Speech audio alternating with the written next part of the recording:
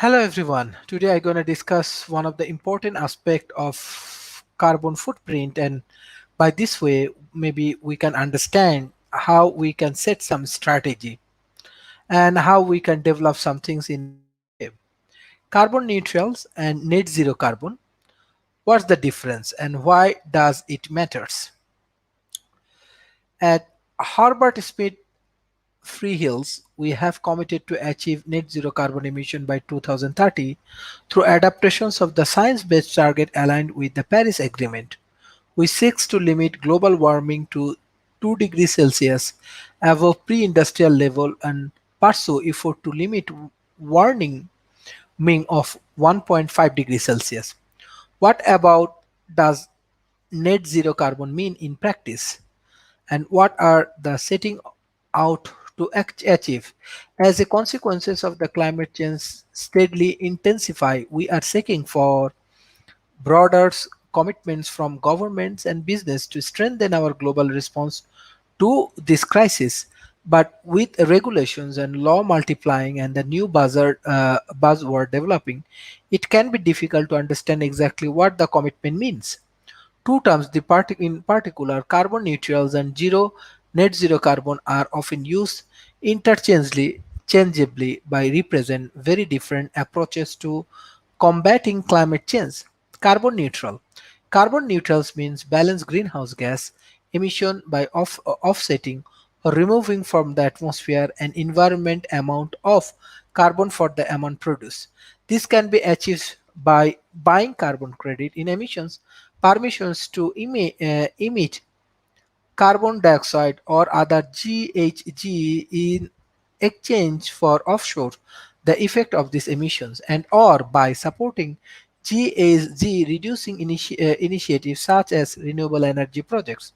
However, a commitment to carbon neutral does not require a commitment to reduce overall GHG emissions. A carbon neutral business need only to offset the GHG emissions it produces, even if those emissions are increased. Net zero carbon. In contrast, a commitment to net zero carbon means reducing greenhouse gas emissions with the goal of balancing the emission produced and the emission removed from the Earth atmosphere. Take an atmosphere's example, the case of air travel. If a total people within a given business take 10 flights per year, the organization could achieve carbon neutral for those 10 flights simply by buying enough carbon credit or by supporting renewable energy projects to offset the emissions or combinations of the two. To achieve net zero carbon, the company would need to reduce the number of flights per year as much as possible and also invest in projects that remove from the atmosphere the carbon dioxide produced by emissions from the other five flights. Extrapolates a similar pattern across all the ways a company produces emissions such as heating its building or buying from suppliers who produce emissions, and the company achieves net zero by reducing its GHG emissions across all these activities as much as possible, supporting or funding the removal of action carbon dioxide produced by any emissions the business does produce.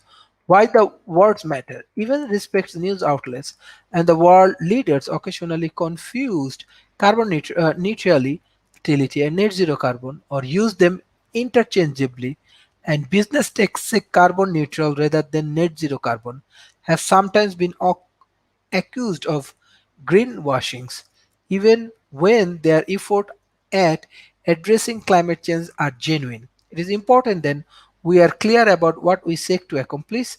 At Harvey Smith Feelings, we are committed to reaching net zero carbon by 2030.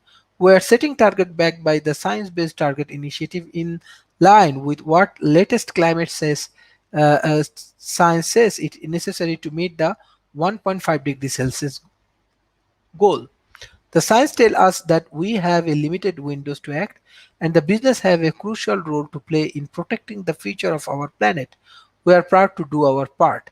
If so, that is the important things, and that is the difference between net zero carbon and carbon neutral. So, thank you everyone. If you have any kind of question regarding these matters, you can communicate with me. Thank you.